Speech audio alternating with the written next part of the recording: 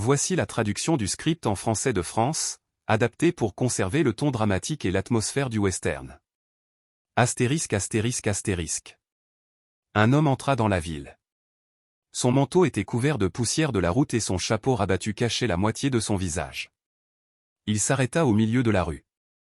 Il ne dit rien. Il se contenta d'observer. Un homme se faisait tabasser devant le saloon. Une boutique venait d'être pillée. Et la foule restait là, à regarder, comme si c'était un jour ordinaire. L'homme ne réagit pas. Il n'intervint pas, mais il ne partit pas non plus. Le shérif Elias Boone se tenait sur le porche de son bureau, observant la scène d'en haut, son expression changeant imperceptiblement. Il avait déjà vu ce genre d'homme. Ceux qui n'appartiennent nulle part et qui portent généralement avec eux quelque chose de très dangereux. L'après-midi avançait. La foule s'était rassemblée en cercle. Au centre se trouvait Ayana. Ses poignets et ses chevilles étaient tirés à l'extrême, les cordes s'enfonçant profondément dans sa peau jusqu'au sang. À chaque mouvement, tout son corps était secoué par la douleur. Sa respiration était rapide.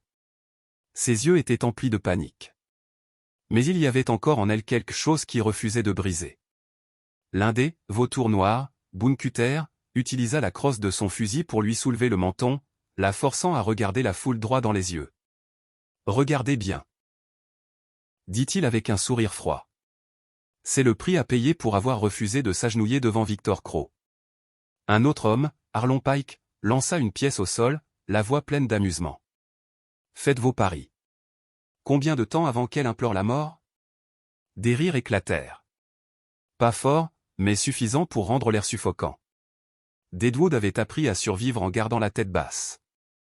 Moins on en voit, moins on a d'ennuis.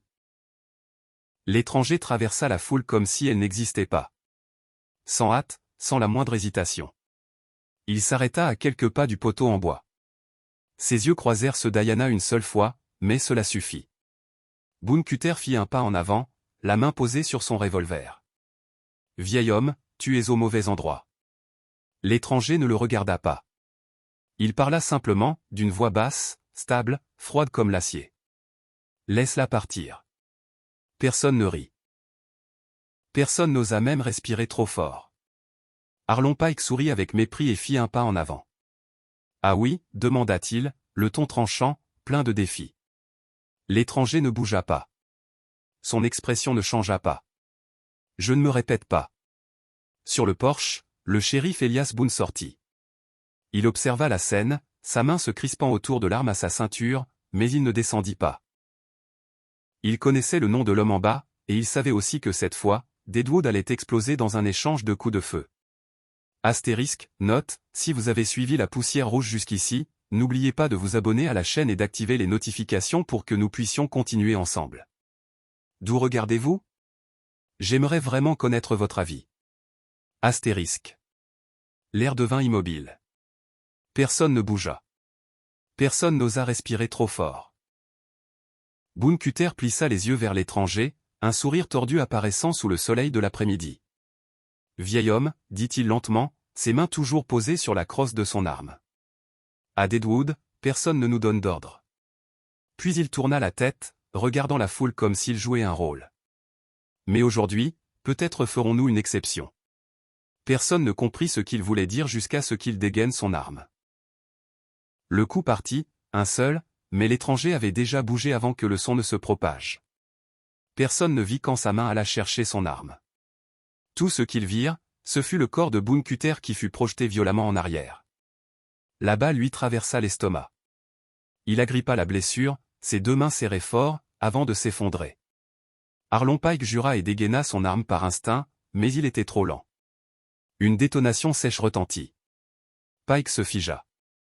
Ses yeux se vidèrent. Un petit trou apparut au centre de son front. Il tomba sans jamais avoir appuyé sur la détente. 2 corps, 2 balles. Pas un seul mouvement gaspillé. La foule recula par instinct. Quelques personnes trébuchèrent et tombèrent. Personne n'osa crier. Il n'avait jamais rien vu de tel auparavant. Ce n'était pas un duel. C'était une exécution. Une voix s'éleva depuis l'arrière. Ça suffit. La foule s'écarta à nouveau. Un homme s'avança, grand, mince, avec des yeux froids comme la pierre. Victor Crow, le chef des vautours noirs. Son regard balaya les deux corps, puis s'arrêta sur l'étranger. « Tu viens de tuer 2 de mes hommes, dit Crow. L'étranger ne répondit pas. Il resta simplement là, calme, comme si rien ne s'était passé. Crow fit un léger signe de tête, comme s'il prenait une décision. 17 heures, ce soir, dit-il. Ici, au milieu de cette rue. Il s'approcha, baissant la voix. Je te tuerai devant toute la ville. Crow s'éloigna. Le reste de ses hommes le suivit immédiatement, traînant avec eux ce lourd silence en quittant la rue. L'étranger rangea son arme. Il s'approcha du poteau en bois. Ayana tremblait encore, sa respiration irrégulière. Il sortit un couteau et coupa les cordes. Elle s'effondra presque dès qu'elle fut libre. Il la rattrapa, fermement mais sans brutalité. « Peux-tu marcher » demanda-t-il. Ayana ne répondit pas, mais hocha la tête. Sans un mot de plus, l'étranger l'aida à traverser la foule stupéfaite. Ils s'écartèrent. Personne n'osa plus le regarder dans les yeux. Au loin, sur le porche de son bureau, le shérif Elias Boone se tenait toujours là. Cette fois, sa main était déjà sur son arme, et il ne la lâchait pas. Les portes battantes du saloon de Martha High grincèrent. À l'intérieur, il faisait plus sombre qu'à l'extérieur. L'odeur du whisky, de la sueur et du tabac pesait lourdement dans l'air. Les conversations éparses s'éteignirent rapidement lorsque l'étranger entra, soutenant une fille au bord de l'évanouissement. Martha High, la seule femme à Deadwood que même les vautours noirs traitaient avec prudence, leva les yeux depuis le comptoir. Son regard passa sur Ayana, puis s'arrêta sur les marques profondes des cordes creusées dans sa peau. « Allonge-la ici, » dit Martha, la voix ferme. Pas de questions, pas de surprise. Elle en avait trop vu pour être surprise encore. L'étranger posa Ayana sur une table près de la fenêtre. Martha apporta rapidement de l'eau et des linges propres, commençant à soigner les blessures. Ses mouvements étaient précis, efficaces, le genre de contrôle qui vient de quelqu'un qui a travaillé à la frontière entre la vie et la mort. Elle a de la chance d'être en vie, murmura Martha. Boone Cutter aimait faire durer les choses. L'étranger ne répondit pas. Il resta là, silencieux. Après un moment, il se tourna et sortit du saloon. Pas un mot prononcé. Le bureau du shérif se trouvait de l'autre côté de la rue. La porte s'ouvrit. Le shérif Elias Boone se tenait derrière son bureau, la main posée sur son arme, mais il ne la dégaina pas. « Tu es revenu plus tôt que prévu, » dit Boone. L'étranger entra, refermant la porte derrière lui. « Tu as laissé faire, » dit-il simplement. Pas de voix élevée, pas d'accusation, juste un fait. Boone serra les mâchoires. « Tu ne sais pas à quoi tu as affaire. »« Si, je le sais, » répondit l'étranger. « Et toi aussi. » Mais tu es resté là, les bras croisés. Pendant un long moment, Boone ne dit rien. Puis il se détourna et ouvrit un tiroir sous le bureau. Il en sortit un vieux carnet. La couverture était usée, les coins pliés, les pages jaunies par l'âge. Il le posa sur le bureau. « 2 ans, » dit Boone doucement. « J'ai tout noté. Les noms, les dates, la manière dont ils sont morts. » L'étranger ouvrit le carnet. La première page, un nom. La deuxième page, un autre nom. Et puis d'autres. Une longue liste de personnes qui ne pourraient plus jamais parler. « Ils ont mon fils, » dit Boone. « Il a 14 ans. » Sa voix ne tremblait pas, mais ses yeux ne pouvaient rester fixes. L'étranger referma le carnet. « Que attends-tu » demanda-t-il. Boone leva les yeux. « J'attends assez de preuves. Pour que, lorsque j'agirai, personne ne s'en tire. » L'étranger fit un léger signe de tête. « Alors aujourd'hui, tu n'as plus besoin d'attendre. » Boone fronça les sourcils. « Qui es-tu » Un bref silence. Puis l'étranger répondit. « Quelqu'un qui a autrefois porté un badge et qui a appris que parfois, la loi arrive trop tard. » Dehors, le vent commença à se lever. Le soleil descendait lentement. 17 heures approchaient. Et cette fois, à Deadwood, il n'y aurait pas de retour en arrière. Deadwood n'avait jamais été aussi calme. Non pas parce que c'était paisible, mais parce que tout le monde attendait. Porte close, rideaux tirés, des yeux épiés à travers d'étroites fissures, puis se retirait rapidement. À Deadwood, tout le monde savait que lorsque les vautours noirs fixaient une heure, quelqu'un allait mourir. Devant le saloon de Martha High, l'étranger se tenait seul. Il ne s'appuyait pas contre le mur, ne se protégeait pas du soleil, il restait simplement là, les mains pendantes, mais assez proche de son arme. À l'intérieur, Martha s'occupait d'Ayana. La jeune Apache était consciente maintenant, mais faible. Ses yeux étaient fixés sur la fenêtre où la silhouette de l'homme se tenait immobile dans la lumière de l'après-midi. « Qui est-il » demanda doucement Ayana. Martha ne regarda pas dehors. « Quelqu'un qui n'a pas sa place à Deadwood. » répondit-elle. Une brève pause. Mais peut-être exactement celui dont Deadwood a besoin. De l'autre côté de la rue, la porte du bureau s'ouvrit. Le shérif Elias Boone sortit. Il ne resta pas sur le porche cette fois. Il descendit lentement, régulièrement, s'arrêtant à quelques mètres de l'étranger. Les deux hommes ne se regardèrent pas. Ils n'en avaient pas besoin. « Tu n'es pas obligé de faire ça, » dit Boone, les yeux toujours fixés droit devant. L'étranger répondit, la voix basse. « Toi non plus. » Boone laissa échapper un souffle quiet. « J'ai attendu trop longtemps. » Alors arrête d'attendre. Une forte rafale de vent balaya la rue. La poussière se souleva, tourbillonnant autour de leurs pieds. Le bruit de sabots résonna depuis l'extrémité opposée de la ville. Un, puis deux, puis davantage. Des ombres apparurent. Lentement, elles entrèrent dans la lumière. Victor Crow menait la marche. Long manteau, chapeau rabattu, yeux froids comme la pierre. Derrière lui, ce qui restait des vautours noirs, 6 hommes, tous armés. Ils s'arrêtèrent au milieu de la rue. Face à l'étranger, juste assez loin pour tuer ou être tué. Personne ne parlait. Personne ne bougeait. Victor Crow regarda autour de lui. Porte close, rue vide. Un faible sourire traversa son visage. « Tu vois, dit-il. Personne ici ne croit que tu vas t'en sortir vivant. » L'étranger ne dit rien. Crow fit un pas en avant. Ses yeux se verrouillèrent sur son adversaire. Ce n'est pas un duel. C'est une leçon. Le vent tomba. Le monde sembla se contracter. Quelque part, une porte se ferma doucement. Et puis, une main commença à bouger. Deadwood venait d'entrer dans les 10 secondes qui décideraient de son destin. Personne ne comptait, mais tout le monde pouvait le sentir. Ce moment arrivait. Le vent s'arrêta. L'air se figea au milieu de la rue principale de Deadwood. Victor Crow faisait face à l'étranger, les yeux grands ouverts, sans cligner. Les 6 tireurs derrière lui s'écartèrent légèrement sur les côtés, formant un arc mortel.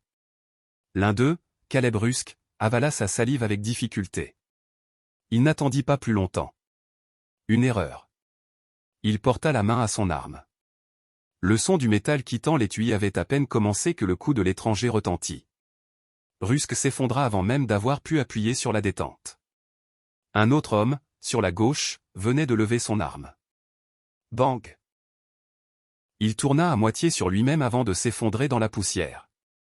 2 coups, 2 vies en moins de 5 secondes. Les autres paniquèrent. L'un d'eux cria, tirant au hasard. Les balles déchirèrent l'air, mais ne touchèrent rien. L'étranger bougea. Pas vite, mais avec précision. Chaque pas avait un but. Chaque pause signifiait la mort. Bang! Une balle dans la poitrine. Bang! Une balle dans la gorge. Bang! Une balle dans l'épaule.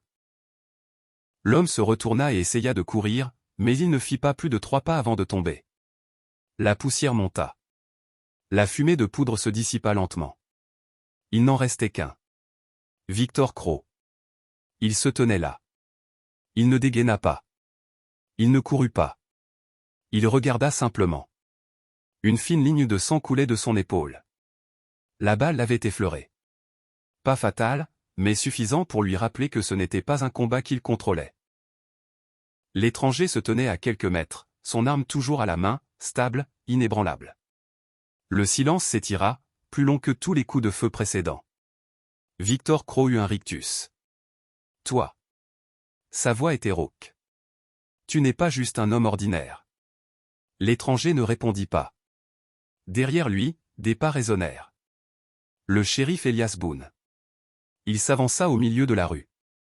Pour la première fois, son arme était dégainée et pointée droit devant. Vers Victor Crowe. « C'est fini, » dit Boone. Sa voix était basse, stable. Crowe le regarda, puis reporta son attention sur l'étranger. Une lueur de calcul, une lueur d'hésitation. Puis il lâcha lentement son arme. Elle tomba au sol. Deadwood resta silencieux. Pas de cri de joie. Personne ne se précipita hors des porches. Seulement le vent soufflant à travers les corps et l'odeur persistante de la poudre. Pour la première fois depuis des années, Deadwood ressentit quelque chose d'inhabituel. Un vide, le genre de vide qui reste lorsque la peur lâche enfin prise. Deadwood n'explosa pas après la fusillade. Il tomba dans le silence. Un silence différent. Plus de peur, mais pas encore la paix. Les corps des vautours noirs gisaient encore dans la rue. Un par un, les habitants sortirent de derrière leurs portes closes. Lentement, prudemment. Personne n'applaudit. Ils regardaient seulement. Ils regardaient les hommes qui les avaient autrefois forcés à baisser la tête, maintenant allongés, immobiles, dans la poussière. Au milieu de la rue, Victor Crowe était à genoux, les mains levées, le visage pâle, mais ses yeux étaient toujours là, froids, obstinés, intacts. Le shérif Elias Boone se tenait devant lui. L'arme dans sa main ne tremblait pas. Plus maintenant. Victor Crowe, dit Boone lentement, comme s'il lisait une phrase qui avait attendu bien trop longtemps. Vous êtes en état d'arrestation pour meurtre, extorsion, enlèvement et conspiration avec le crime organisé. Crowe laissa échapper un rire silencieux. Un son sec, creux. Tu crois que tu as gagné, Boone? Boone ne répondit pas. Il sortit les menottes, les verrouilla autour des poignets de Crowe. Le clic du métal fut court, froid, final. Une fin, mais pas pour tout. 3 jours plus tard, Deadwood n'était plus la même. Des agents fédéraux arrivèrent. Le bureau des marshals fédéraux des États-Unis prit en charge l'ensemble du dossier que Boone avait constitué en silence pendant 2 ans. Chaque nom, chaque date, chaque mort. Rien n'était plus enterré. Les membres restants des vautours noirs furent traqués. Victor Crowe fut emmené dans des menottes de fer. Cette fois, il ne donna aucun ordre. La ville commença à changer. Les boutiques rouvrirent. Les voix revinrent dans les rues. Mais personne n'oublia ce qui s'était passé. À l'intérieur du bureau du shérif, Elias Boone se tenait seul. Le vieux carnet était encore sur le bureau. Ouvert à la dernière page. Un nouveau nom. Boone ferma le livre. Lentement.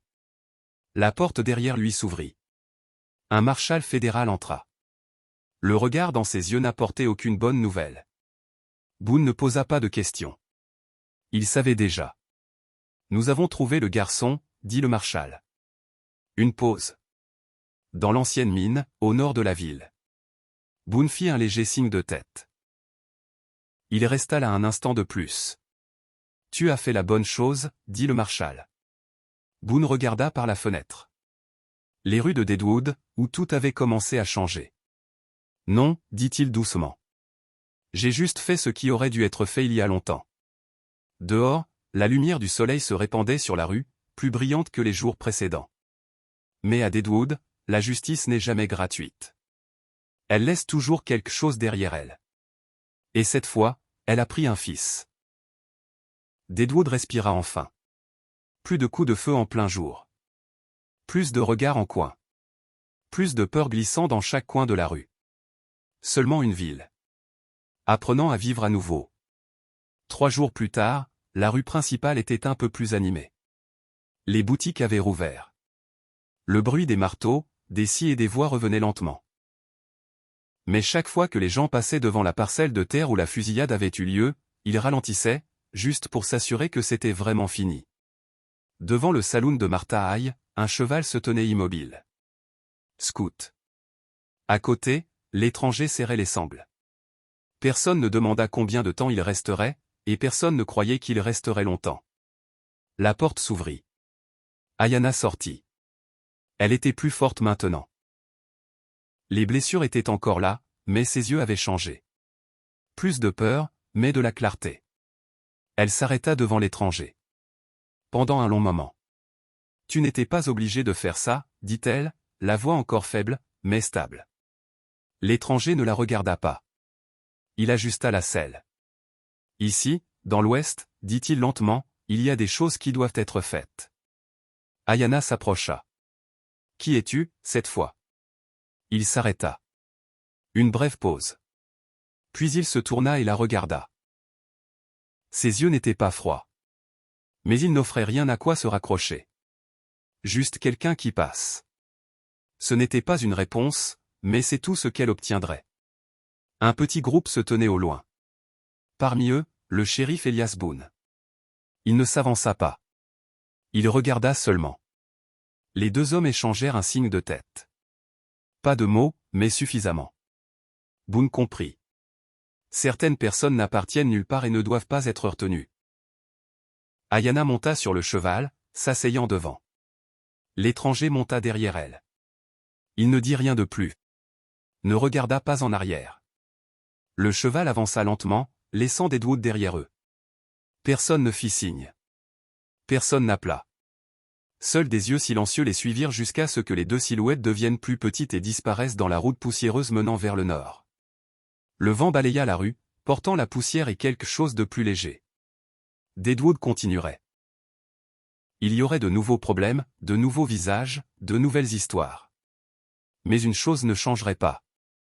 Les gens se souviendraient du jour où un cavalier sans nom est entré dans la ville et a mis fin à ceux que l'on croyait intouchables. Ici, dans l'Ouest, certains portent des armes, d'autres portent la loi, et d'autres n'apparaissent que lorsque les choses sont allées trop loin, puis disparaissent comme s'ils n'avaient jamais été là. Après que l'étranger eut quitté la ville, Deadwood ne changea pas du jour au lendemain. Il commença simplement à respirer à nouveau. Les boutiques ouvraient plus tôt. Le bruit des marteaux frappant les clous et des scies coupant le bois remplaça le lourd silence qui remplissait autrefois les rues. Les enfants couraient le long de la route de terre rouge, riant et jouant. Et pour la première fois depuis des années, personne ne leur criait dessus pour se taire par peur d'attirer les ennuis. Une mère éleva la voix lorsque son garçon cassa une bouteille d'alcool, non pas par peur, mais simplement parce qu'il avait été négligent. Le shérif Elias Boone faisait toujours ses rondes chaque matin, mais ses pas étaient plus assurés maintenant. Le vieux carnet restait sur son bureau, mais il ne le regardait plus avec le même poids dans les yeux. Les habitants parlaient rarement de ce jour-là. De temps en temps, ils s'arrêtaient devant la tache au milieu de la rue où le sang s'était autrefois imprégné dans la poussière, puis faisaient un petit signe de tête négatif et reprenaient leur travail. Ils comprenaient que la justice n'est jamais gratuite et qu'elle exige toujours un prix. Mais au fond d'eux-mêmes, ils savaient aussi autre chose. Parfois, il suffit qu'un cavalier sans nom entre dans la ville, se tiennent au milieu de la rue sans reculer, pour rappeler à chacun qu'ils ont encore le choix de ne pas baisser la tête. L'histoire que vous suivez contient de nombreux éléments fictifs recréés avec l'aide de l'intelligence artificielle. Veuillez l'écouter avec votre propre jugement et vos sentiments. Ces détails fictifs ne sont pas destinés à changer l'histoire, mais à évoquer l'esprit du vieux Far West, où les gens devaient vivre dans des conditions difficiles, faire des choix difficiles et accepter les conséquences. À travers cette histoire, j'espère seulement partager quelques leçons précieuses sur la compassion, l'amour et le courage. Des choses qui restent pertinentes même avec le passage du temps. Si ce récit vous a rappelé un souvenir ou deux, je serai ravi de vous lire.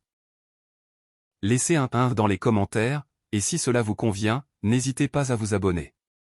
Je vous aime tous, chers auditeurs des meilleures histoires du Far West.